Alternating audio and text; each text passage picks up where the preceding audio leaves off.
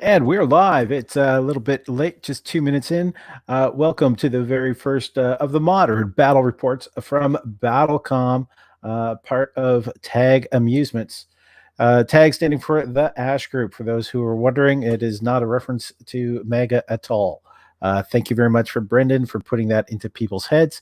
Now, I've just done the same thing, so that's sort of stupid of me. We get sort of a special little thing, a little thing to put together just to celebrate what has happened in the past battle com uh, events. So we first want to mention a big thanks to our fan of the week, Tim Rokloff, who celebrated or suggested the one of our battle topics, which is Spider-Man became Spider-Man because Peter Parker was bitten by a radioactive spider. What if he was bitten by a radioactive something else?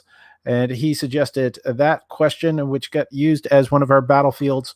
And our wonderful performers from this past Friday's show, Sarag Maletti and Lucy Gervais, Brendan McKeegan, and Karen Joy. The first round was won by Lucy Gervais. She won that with her suggestion that Peter Parker was bitten by a radioactive potato bug. And the second round, which was which video game should become a TV show, was won by Brendan McKeegan with his suggestion of Wii Sports. And then the third round, which was which classic cartoon character has what fetish, Lucy Gervais won with her choice of Charlie Brown's fetish being depression. So that's an idea about BattleCom. Right now, we're going to talk about, not talk about, we're going to unbox something that I just finally haven't gotten around to unboxing. So I have this here. This is, let me just move the camera down so we can see it. There it is. Tiny Epic Mechs, and I'll make that so it's nice and big. So Tiny Epic Mechs, it's a game from Gamelyn Games, the people who are popular for doing the Tiny Epic, what's it called? Tiny Epic games, basically. So they basically make big games in small boxes. I am a huge fan of their Tiny Epic Galaxies, which is one of my most favorite sci-fi board games. It's easily in my top 5 games overall.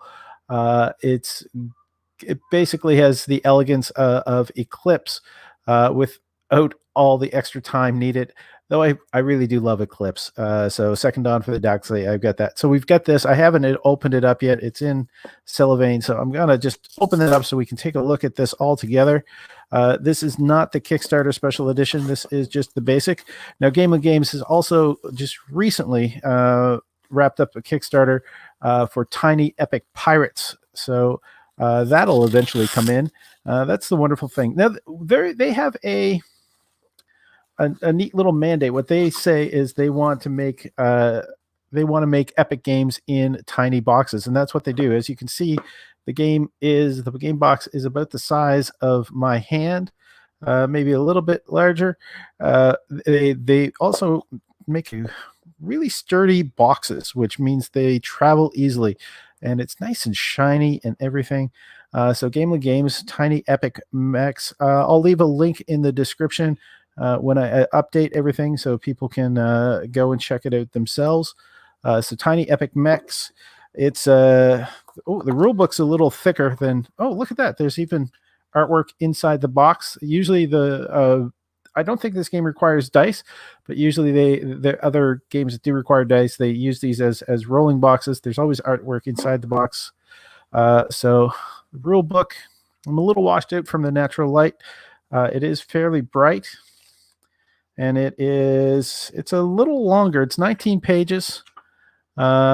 So it's a little longer than their standard rule book, but it's pretty. It's colorful. They do have an elegant way of putting the games together, and it's got all kinds of little plasticky bits, which we'll get to.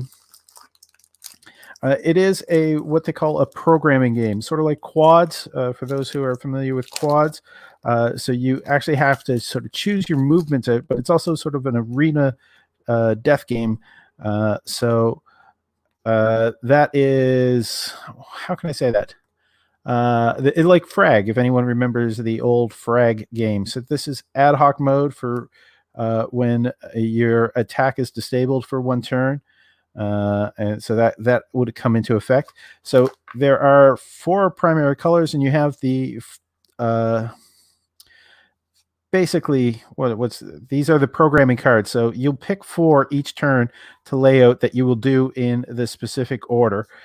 Every player will be doing that, and it's upside down, so people won't see what you have planned, and you'll go and you'll eventually go and trash into each other. So there's 4 different colors, so there's 4 different players. Again, it takes a little bit of thinking ahead of time and strategizing ahead of time, because you have to try to figure out what they're going to do, your opponents are going to do, and defeat what you think they're going to do, yet also do what is best for you. So you're going to have to run around the board collecting items, and I'll explain why you have to collect items to upgrade your character, etc. So this is a nice score chart. This is like it's like a linen paper. It's very nice. We also have that's a score chart. This is I guess this is that's a scoring chart. What is this for then? I get round counter. I think that's the round counter. That's the round counter. The other one's a scoring chart. Here we get into the character cards. There's also solo mode. So how to play solo. So everything is a quick handy reference sheet. There's on the other side is the regular mode, sort of like cheat sheet to help you go along. And then you have the various character cards. So there's 8 different characters. Yeah, 8 different characters plus that one, which I'll get into in a moment. Each of these characters have the setup, the standard mode when you're going and fighting them. So they have their basic health as they go up, but then they can also upgrade. So they can jump into a power suit. And when they have the power suit, they actually have these stats. So each one is different. Each one has their own special skills. The artwork for each one is different, which is kind of nice. Now, at the center of the board, though, there's something else to jump into, which is the 3000 mech. It's either the Troy or the Sparta. And there's slight differences to those mechs. So it's the Mighty Mech, and you have to actually decide which one you're going to do. Now, one of I keep on saying one of the neat things about this game, because there's a lot of neat things about this game, is the fact that it is, I'm trying to think, it's called an item meeple or meeple item or IT meeple. Different people pronounce it different ways. But these are the meeples that you get in the game. And as you see, they've got little holes on them. And that's because they can plug in these little different weapons. So there's like shields and swords and guns and sci-fi weapons and crossbow, rocket launchers, kind of stuff that you kind of wish you could buy separately just to put on your Gasland vehicles.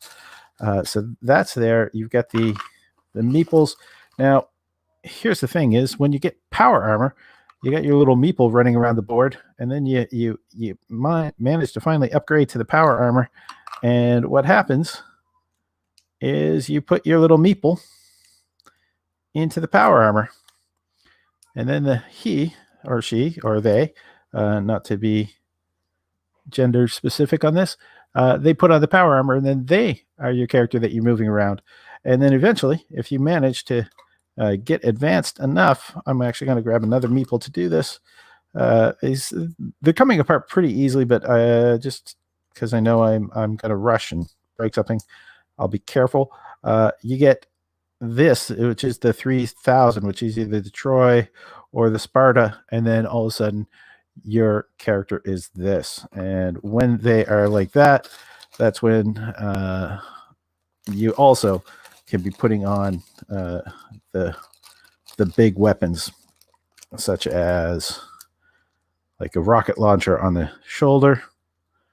So there we go. And so this is probably the cool part, the selling point, the little Kickstarter let's give them figurines, kind of thinking that is behind epic tiny mechs. And the rest of of course, the power armors and the other meeples are there. So all the different colors. We also have everything for tracking the rounds example. So there's only one mech. There's only one admit one. But you can see that all the different color tokens to keep track of what's happening on your board. And again, all those super cool little weapons. And I forgot, I almost went by this. I get distracted by the little plasticky bits. We get the board for the game. Well, actually, there's the items. You can see some items are unique, but as we go through, some items are a bit more common. So there's multiple copies, say, of the basic sword or the basic grenade launcher. So these are things that you can go out, or the riot shield. You go out and you purchase for your characters. I put that upside down, which I probably shouldn't have.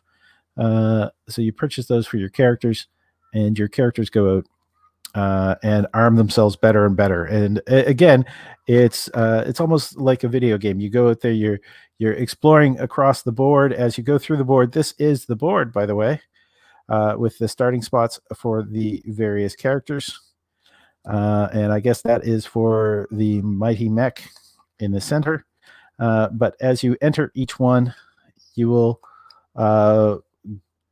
each terrain will have a different sort of setting. So when you flip it over, so you build the map as you go, or it's set in a grid formation. And if you do get killed, you get respawned. So it's not like you're out of the game if you lose. So that is the unboxing for Mighty Epic Mechs.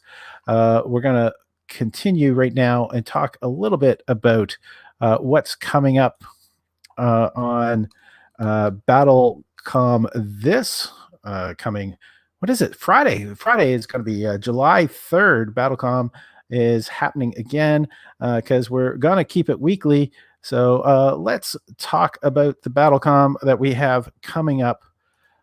Let's see, we have this is of course the battle report, which we are hoping to be doing on a regular basis after a day or two after every BattleCOM.